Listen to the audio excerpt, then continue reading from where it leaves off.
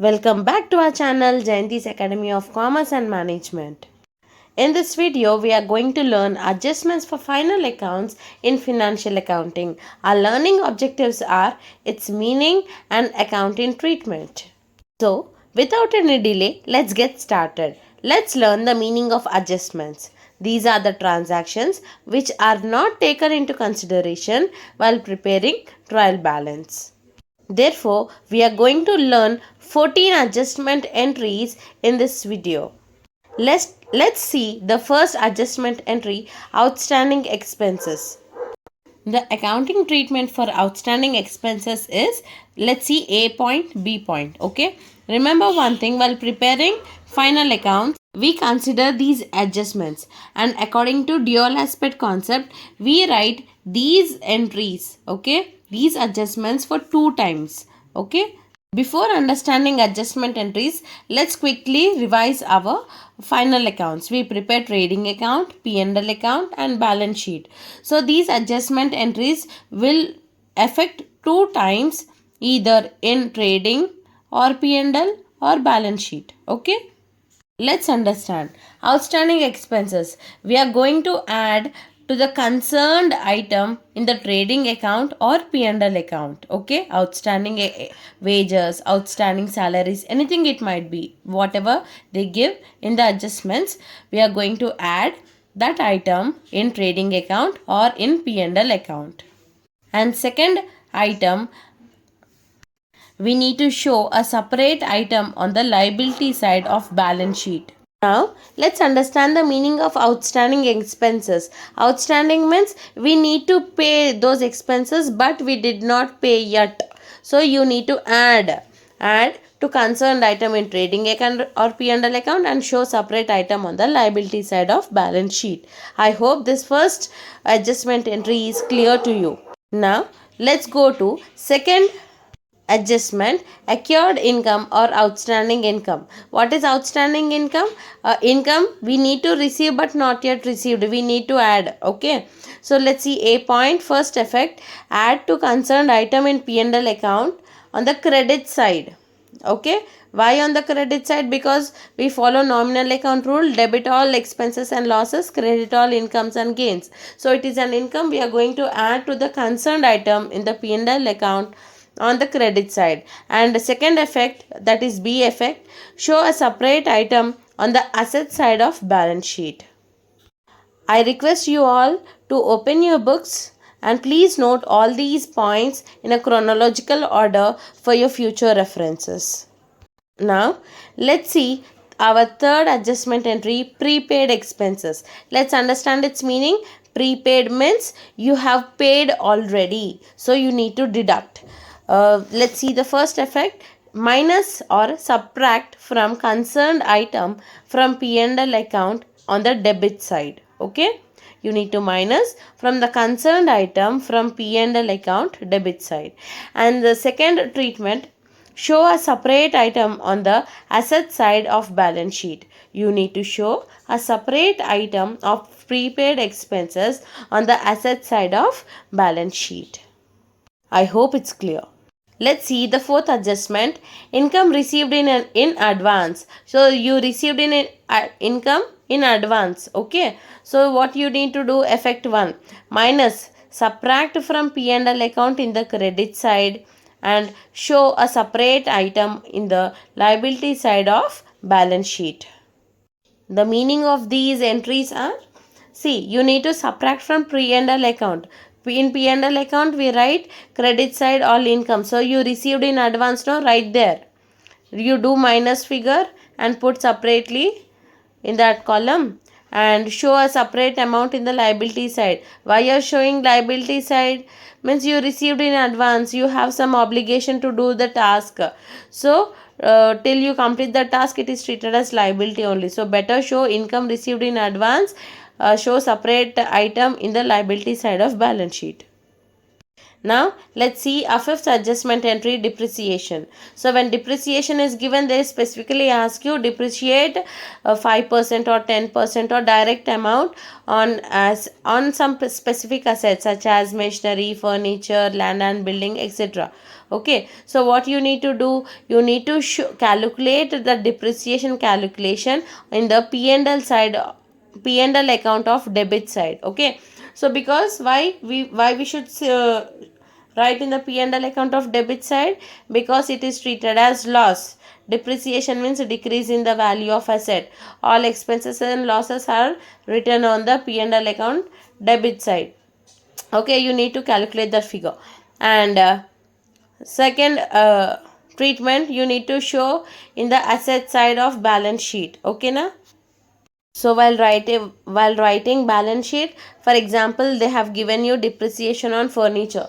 So you need to write furniture amount inner column and deduct whatever depreciated value from the furniture value, and write the balance in the outer column of balance sheet. These all things we will learn in the upcoming videos, how to calculate all these adjustments. Okay, in this video we are learning only all methods of adjustment entries.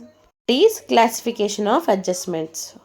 Now let's see our sixth adjustment entry, closing stock. So how to deal with this closing stock? You need to write in trading account credit side, and second treatment, you have to show this asset side of balance sheet separately. Now let's understand our seventh adjustment entry, interest on capital. So you need to show the P&L account debit side interest on capital, and second treatment, you need to add to the capital on liability side of balance sheet. Okay, you need to add to capital on liability side of balance sheet. Please remember and note carefully. Actual treatment, practically we are going to learn in the practical problem video, which will be uploaded in the next session. Now let's learn interest on drawings, eighth adjustment entry.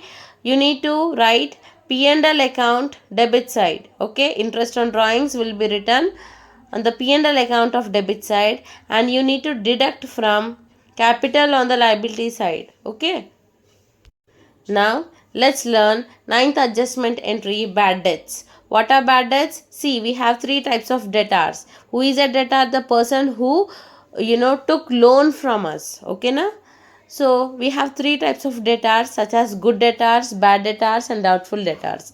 Good debtors are those people who pays, who took loan from us or who purchased some goods from us on credit basis, and they are paying in time. They are good debtors. And doubtful debtors are those people, they may pay or they may not pay. Always we have a doubt, and they also have a doubt. Those are doubtful debtors. And third one, we have bad debtors. These people who took a loan from us, or they have purchased some goods and services on credit basis, but they're denied to pay. Okay, they're not paying at all, they're out of coverage area. So such people are called as bad debtors, which comes out of debtors, bad debts. Okay na? So what to do, how to deal with these bad debts? You need to write on the P&L account of debit side, because it is loss to the organization. Debit side we write all expenses and losses. And for B point, second treatment, you need to minus from sundry debtors on asset side of balance sheet.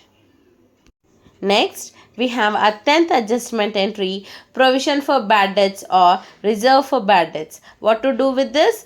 Write in the P&L account of debit side and deduct from debtors on asset side in the balance sheet. Our 11th adjustment entry, provision for discount on creditors. So we are providing some discount on creditors. Okay, so how to deal with it? Accounting treatment, write P&L account credit side and deduct from the sundry creditors on the liability side. Okay, in the balance sheet. Now let's understand the 12th adjustment entry, goods distributed as free samples. So the accounting treatment is, you need to deduct from sales in trading account credit side, and you have to show a separate item in the P&L account of debit side. Okay. Now, a 13th entry, adjustment entry, goods destroyed in fire. In this adjustment, we have three effects. Okay, so once in trading account, once in P&L account, and once in balance sheet. So let's understand this. You need to write in the trading account credit side, when goods destroyed in fire, write in the trading account credit side. Second treatment, loss by fire, in the P&L account of debit side. And third treatment, amount of insurance claim on the asset side of balance sheet. These three entries you need to follow when goods destroyed in fire. Now let's understand our last adjustment entry, goods taken by proprietor for its personal use. So according to business entity concept, owner and business are treated as two different people. So whenever he is withdrawing for his personal use, what will happen? He need to pay back. Okay, either it might be goods taken by proprietor for personal use. So what we need to do? Treatment, you have to deduct from purchases in trading account on debit side, and you need to deduct from capital on liability side of balance sheet. Okay, please make sure that you're writing these notes in your book appropriately for your future references. And finally, the more you reflect, the more you learn. Final accounts with adjustments full video will be uploaded in the upcoming videos. Till then, keep practicing, keep learning textbook problems. And if you're liking our videos, please like, share and subscribe to our channel Jayanti's Academy of Commerce and Management, and follow us on our Insta page Jayanti Commerce. Thank you.